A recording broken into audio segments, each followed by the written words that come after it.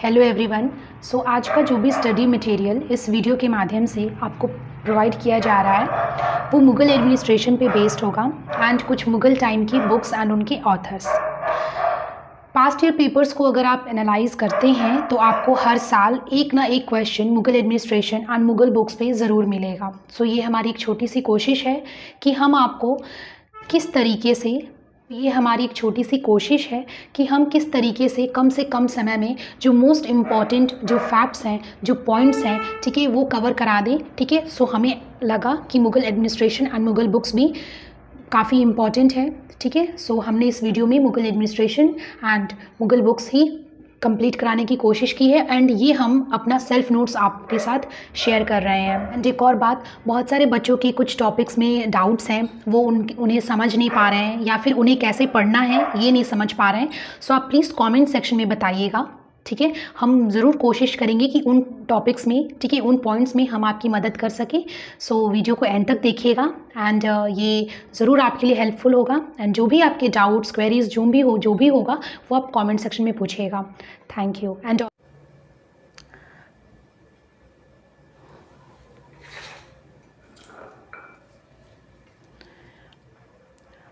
आप देख सकते हैं कि मुग़ल एडमिनिस्ट्रेशन पे कुछ इस तरीके से हमने नोट्स बनाए हैं एंड आपको भी हम इसी फॉर्म में प्रोवाइड करेंगे। मुग़ल एडमिनिस्ट्रेशन पूरा एंड जो भी मुग़ल टाइम की जो कुछ इम्पॉर्टेंट बुक्स हैं वो। ठीक है, चलिए वीडियो स्टार्ट करते हैं।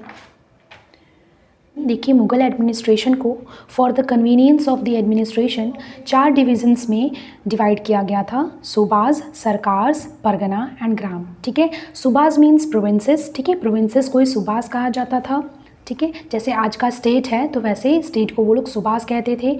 डिस्ट्रिक्ट्स को सरकार्स, ठीक है, एंड ग्रुप ऑफ विलेजेस को परगना एंड विलेज को ग्राम। ठीक, अब देख लेते हैं कि सेंट्रल लेवल पे जो भी डिपार्टमेंट्स थे, ठीक है, और जो डिपार्टमेंट्स के हेड थे उन्हें क्या कहा जाता था और उनका सब्जेक्ट मैटर क्या था। ठीक है, तो सबसे पहले देखते हैं वाज़ीर। वाज़ीर जो है उसको चीफ मिनिस्टर भी कहते थे एंड वो रेवेन्यू एंड फाइनेंस के मैटर से डील करता था। ठीक है, वाज़ीर जो है रेवेन्यू एंड फाइनेंस से डील करता था। नेक्स्ट है दीवान। दीवान जो है जितना भी इनकम एंड एक्सपेंडिचर था किंगडम का, ठीक है, उससे उसका डीलिंग था। ठीक है, तो दीवान जो है किसका इंचार्ज था? Income and expenditure of the kingdom. Next है मीर बख्शी। देखिए, मीर बख्शी जो है वो कमांडर नहीं था मिलिट्री का।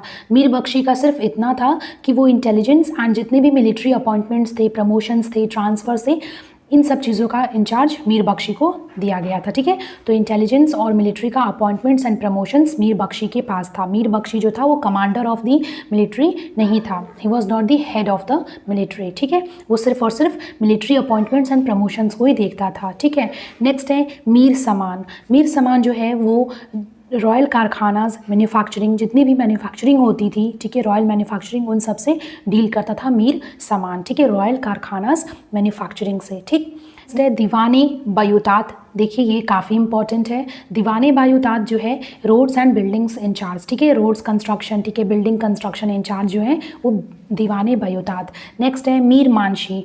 मीर मानशी जो है रॉयल कॉरेस्पॉन्डेंस का देखभाल, ठीक है, रॉयल कॉरेस्पॉन्डेंस का इंचार्ज मीर मानशी। ठीक, नेक्स्ट है सद्र उस सद्र। ठीक है, सद्र उस सद्र, ये रिलीजियस डोनेशंस एंड कॉन्ट्रीब्यूशंस, मतलब जितने भी रिलीजियस डोनेशंस, चैरिटी, कॉन्ट्रीब्यूशंस किए जाते थे उनका जो इंचार्ज था उसे सद्र उस सद्र कहते थे।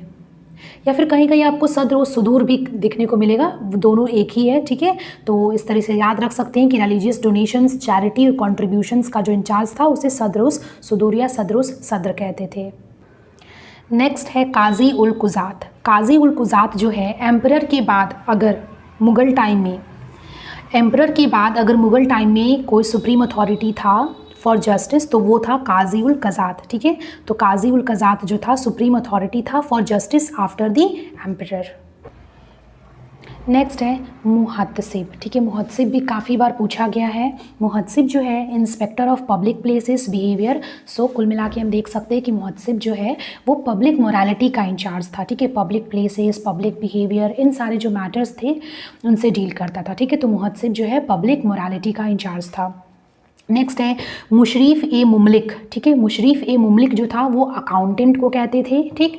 मुस्तौफ ए मुमलिक जो था वो ऑडिटर को कहते थे। देखिए काफ़ी कम डिफरेंस है अकाउंटेंट एंड ऑडिटर में, ठीक है। अकाउंटेंट जो अकाउंट्स बनाते हैं, ऑडिटर जो उन्हें ऑडिट करते हैं, ठीक है। तो ऑडिटर को मुस्तौफ ए मुमलिक बोला जाता था एंड अकाउंटेंट को मुशरीफ ए मुमलिक कहा जाता था, ठीक है।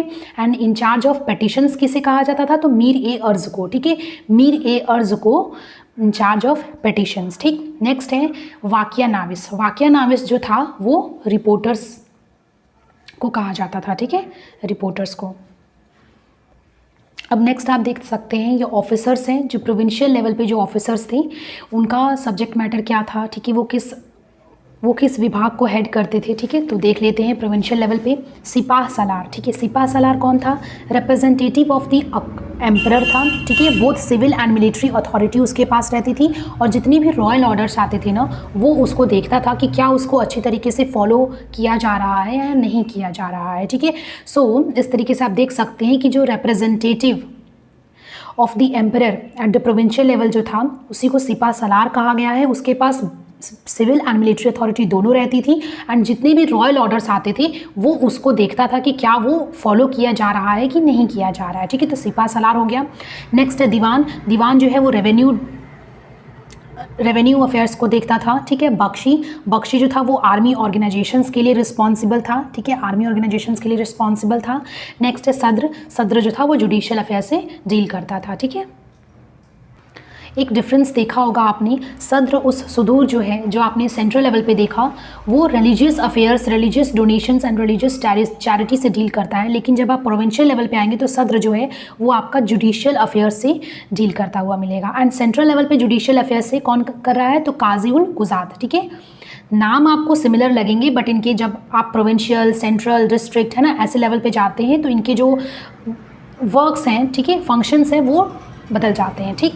नेक्स्ट है देखिए, नेक्स्ट है ऑफिसर्स एंड डिस्ट्रिक्ट लेवल पे, ठीक है, मतलब सरकार लेवल पे, मतलब डिस्ट्रिक्ट लेवल पे ऑफिसर्स जो थे और उनके सब्जेक्ट मैटर्स क्या थे। देखिए फौजदार जो था वो डिस्ट्रिक्ट लेवल पे था, उसका काम था लॉ एंड ऑर्डर को देखना, ठीक है। लॉ एंड ऑर्डर जो एडमिनिस्ट्रेटिव हेड होता था डिस्ट्रिक्ट लेवल पे, ठीक है, सरकार लेवल पे, वो था फौजदार, ठीक। नेक्स्ट है अमल गुजार। अमल गुजार जो है assessment and collection of land revenue at the district level. District level पे असेस करना, ठीक है, कलेक्ट करना लैंड रेवेन्यू, ये दोनों काम किसका था, अमल गुजार का था, ठीक है। नेक्स्ट है कोतवाल। कोतवाल जो था वो सिटी पुलिस था, चीफ सिटी पुलिस था, ठीक है। एंड उसके पास पूरा रिस्पॉन्सिबिलिटी थी कि किस तरीके से पीस को रिस्टोर करना है एंड क्रिमिनल केसेस का ट्रायल भी देख सकता था वो, ठीक है। सो इस तरीके से आपको याद रखना है कि डिस्ट्रिक्ट लेवल पे फौजदार, अमल गुजार एंड कोतवाल, इनके जो भी डिफरेंट फंक्शंस हैं वो आप इस तरीके से याद रखिए। नेक्स्ट आप देख सकते हैं परगना लेवल पे जो ऑफिसर्स हैं और उनके क्या फंक्शंस थे।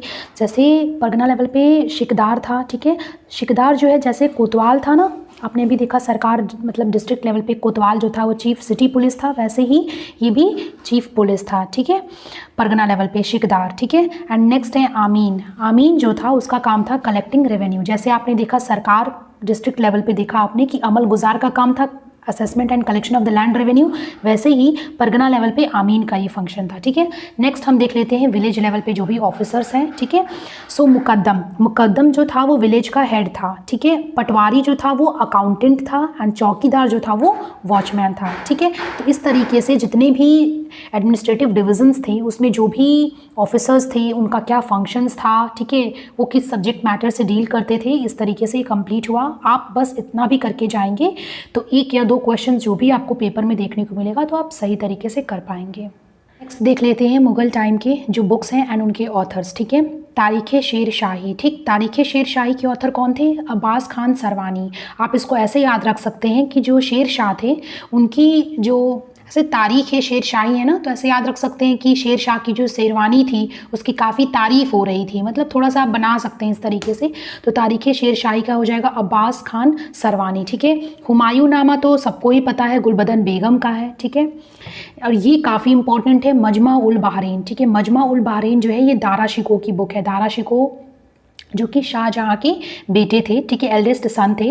उनकी मोस्ट इम्पॉर्टेंट कंपोजिशन है मजमा उल बहरैन। ये बहुत इंपॉर्टेंट है, आप इसे याद रखिएगा, ठीक है, दारा शिकोह की है मजमा उल बहरैन। नेक्स्ट है ताजुल मासिर, ये भी बहुत बार पूछा गया है पेपर में, ठीक है। ताजुल मासिर जो है हसन निज़ामी की है।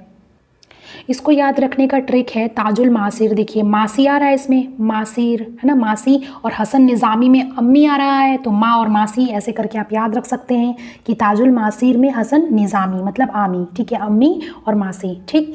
नेक्स्ट है आलमगीरनामा, ठीक है। आलमगीरनामा जो बुक है ये औरंगज़ेब पे लिखी गई थी, एंड इसको किसने लिखी है? मोहम्मद काजिम ने लिखी है। ये भी काफ़ी इंपॉर्टेंट है, मोहम्मद काजिम ने इन पे ये बुक लिखी है, ठीक।